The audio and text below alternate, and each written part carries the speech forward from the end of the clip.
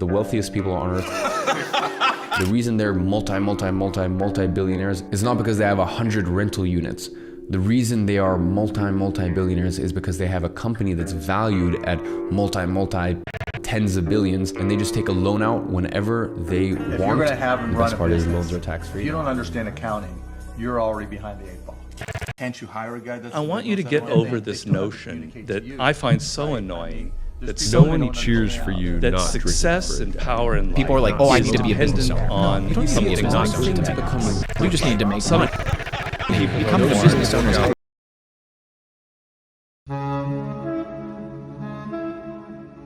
It's one of those things the gurus talk about all the time. You need to stay disciplined, work hard enough, long enough to be able to achieve your goals and have all of this wealth and money and maybe fame. Waking up every day with a sense of you need to get that shit done, no matter what. It's a constant fear that if you miss one day, the whole system's gonna fail because we need to continue working at that one thing, literally no matter what. What's the real answer? What are we really chasing after? Is this your real dream, or is this something that was sold to you by social media? I mean, more and more we see more gurus and people that are basically selling the same idea. But now anyways, that's not the point. At some point you would like to have this mass amounts of wealth, and you would love to have that someday knocking at your door because you put in all this hard work. You've been dedicated, and at this point you're finally achieved it. Well, that's perfect.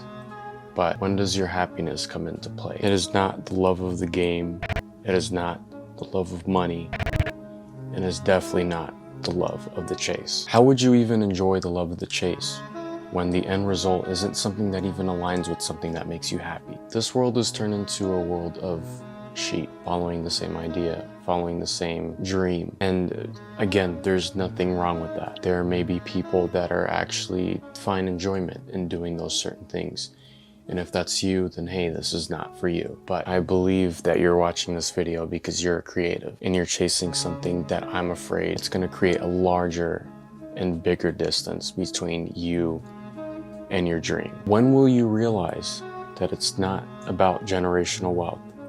It's never been. And let me explain something to you if you think it still really is. The people that are concerned with generational wealth are so out of touch with this world that you probably can't even have a relatable conversation with them. They're so far gone, the amount of money that they have, that the last thing on their mind is creating generational wealth. Again, I'm not talking badly about creating it. There's nothing wrong with wanting that. But your main focus shouldn't be to create that. If you're feeling lost, that's okay. That just means you're definitely in the right direction.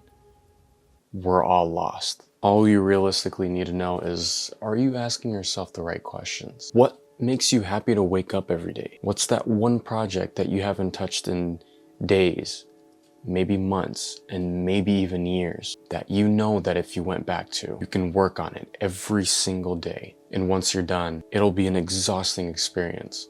But you can say, when are we starting this all over again? I can't answer those questions for you. They may not even be the right questions for you to ask for yourself. All that matters is that you stick to what you know feels right. And I know that might take some time, but I promise you, you'll probably find that place. The older we get, it almost seems like the feelings that we have are more of like an afterthought of every decision that we make. It almost feels like feelings are the enemy when it comes to deciding what we're gonna do for the rest of our lives. It's definitely not your fault. It's almost like an invisible wall that was placed by other people or even our own parents to not think about what we really feel, to be able to make the right decision for what we wanna do in the future. But I encourage you to daydream.